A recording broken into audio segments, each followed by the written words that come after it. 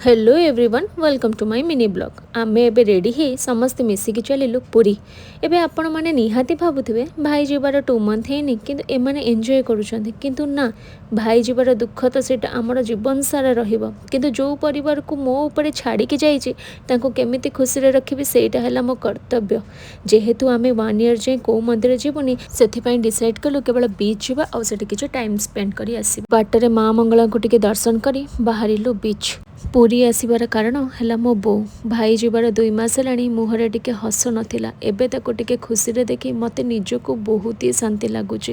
सी बा जन्म देइछि सी केमिति भी भूली पारिबो समस्त स्थान गोटे जगार आ मार स्थान गोटे जगार सेटा आपण माने निहाती जानिथिबे। जदि केबे बीच आसुचंती देन ए मिठा निहाती ट्राई करिवे बहुत ही टेस्टी थिला। तापरे होल फैमिली बीच रे किछ समय टाइम स्पेंड कलु बहुत ही मजा मस्ती कलु खेल कूद कलु देन निज निजर दुख सुख सब जिनस शेयर कलु।